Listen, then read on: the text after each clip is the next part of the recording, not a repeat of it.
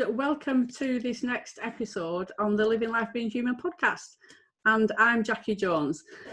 I'm not sure whether people know who listen to this podcast or are watching this video, because this podcast is an audio of a video that I'm doing that you can find on my YouTube channel.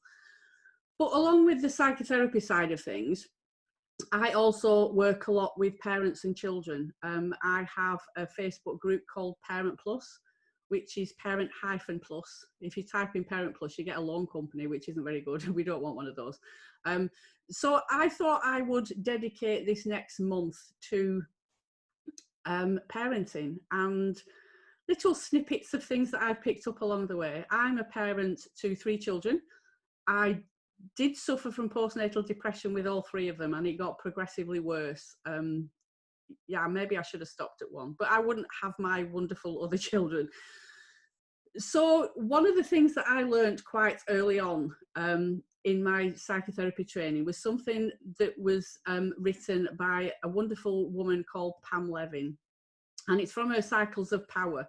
And it's a user's guide to the 7 seasons of life, which sounds a bit woo-woo, but there's a wonderful structure in it about the psychological development that we all go through as human beings.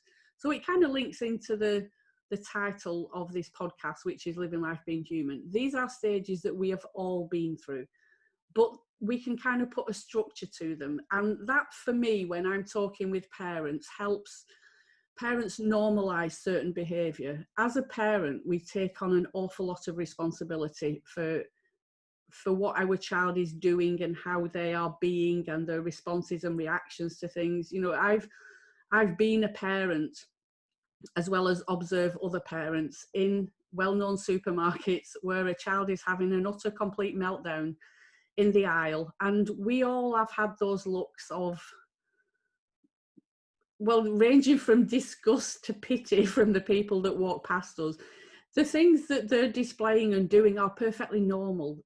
And, you know, to be on the receiving end of it, it can be quite difficult as a parent. But I just want to talk through some stages of psychological development that hopefully might make you as a parent feel a little bit more confident that what you're doing is okay.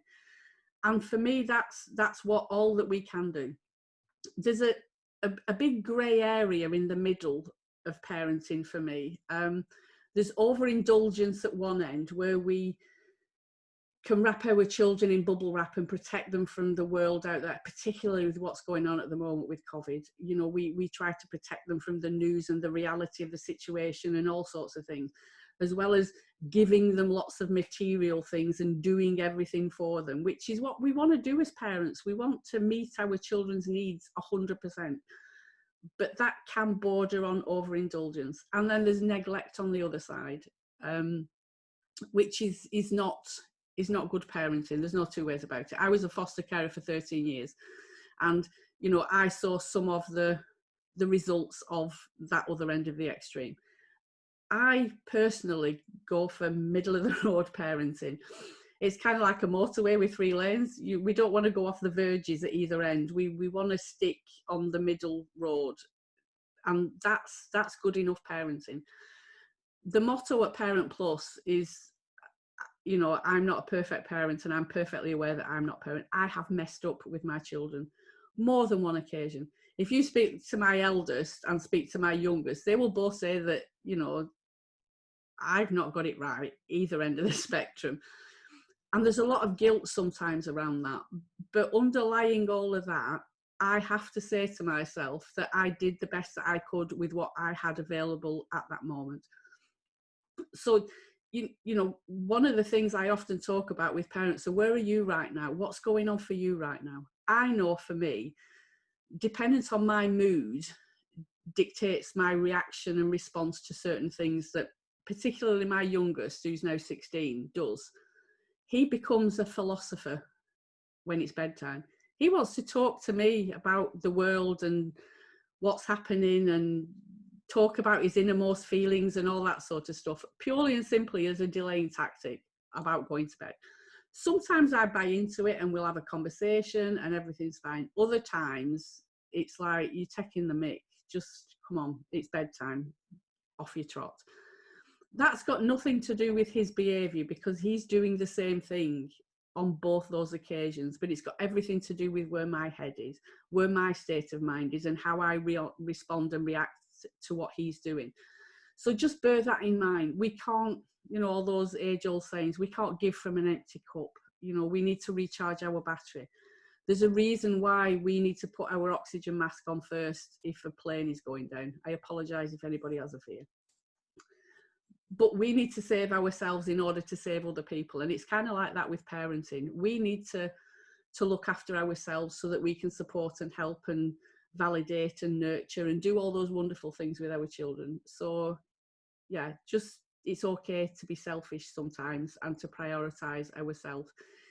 Pick your battles.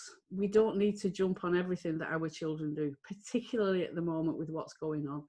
And dependent on the age of your child, if you've got a teenager, I'm a parent of a teenager, it's hard. I've just done a talk with somebody else, and I'm not clock watching, but as I do this, it's 2:30 in the afternoon. At 4:10, he is officially off self-isolation from school, because I got the email at 4:10 last Thursday that he needed to self-isolate. So it's been tough, homeschooling, working from home, being a parent, being an educationer, doing all these things for 2 weeks. It's been difficult, but we've survived and we've got through. So this is the first of a series of probably 4 or 5 podcasts where I'm just going to be exploring parenting from a psychological point of view, and hopefully you will get something from this. But underlying all of this is, where are you in that relationship? I've said it before in the past, and I will say it again, that I do believe that we are 50% responsible for every interaction that we have, whether that's with a shopkeeper or a taxi driver or our children or our partner. We can't take all the responsibility for that communication, and we can't give them all the responsibility for it either. It's a 50-50 thing. So just bear that in mind when you're feeling inundated with things from your children. You are playing a part in that communication. It's not just them that's doing things at you. We are a participant in that communication. So going back to Pam Levin's Ages and Stages, I'm going to cover the first 2 on this podcast, and then I will do the other ones next week. So you need to keep watching all of these. That's quite sneaky of me, isn't it? If you want the full story, you have to listen to the whole month. So anyway, the first one is 0 to 6 months. That's stage 1, and that's the being stage. So that's when we're first born. That's when we're itty bitty babies, a blank canvas, and everything is wonderful. So at that age, you are deciding to be and to live. And that might sound a little bit strange, that we actually have a decision to make in that. But this is to do with transactional analysis. This is just one modality and one theory within that. So you can agree or disagree. That's absolutely fine. I find it just fits with my logical side of my brain. One of the other developmental needs is to call out and to have your needs met.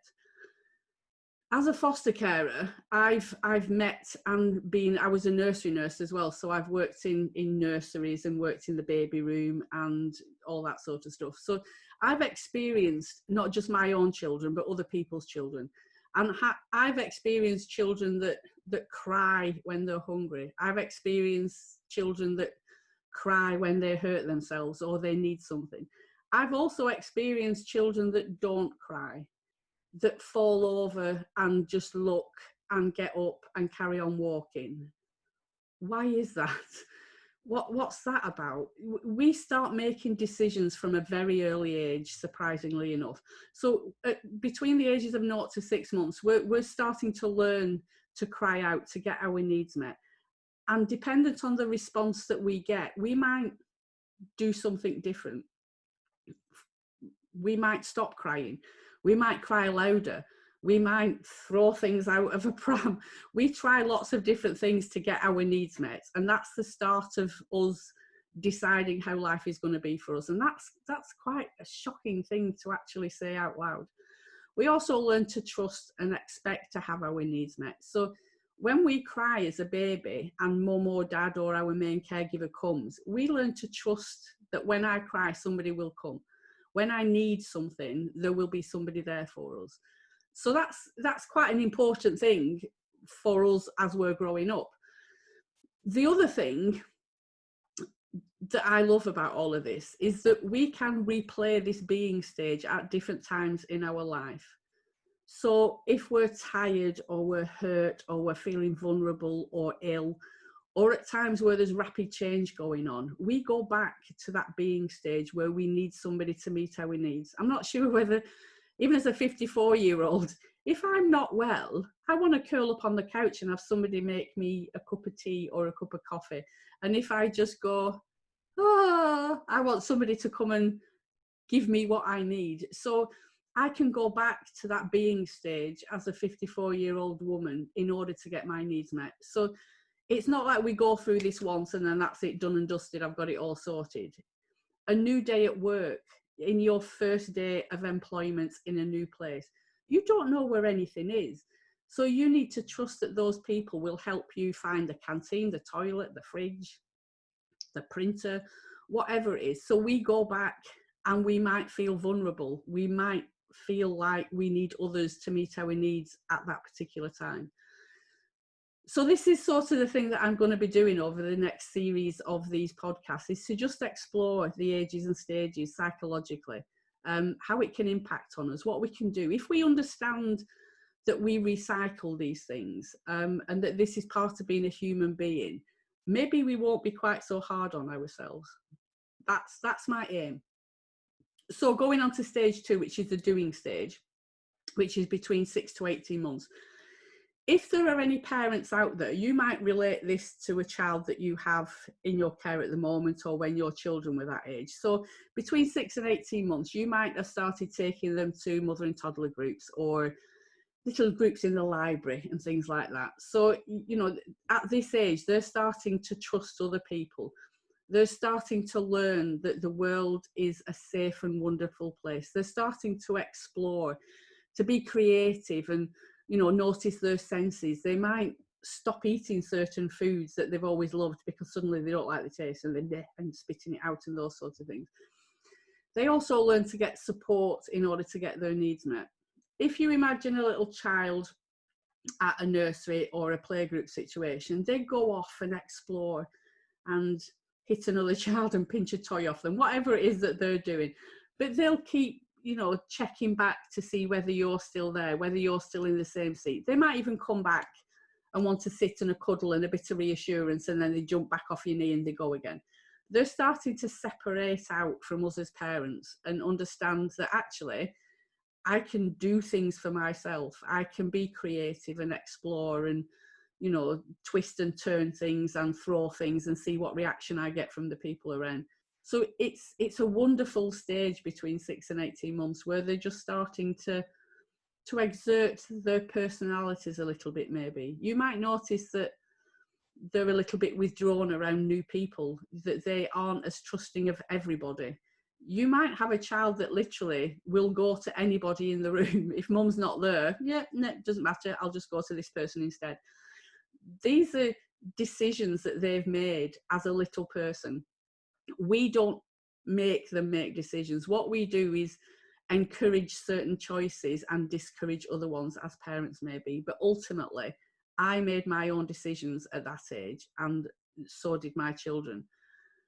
So that's the interesting part of things. The other side that I do feel like I need to touch on, even though this is just an exploration of one modality, is that you might get triggered by certain things that come up for you that happened when you were that age, if you're a parent of a child or if you're around a child that is displaying certain things. It might remind you of something that you went through at that age.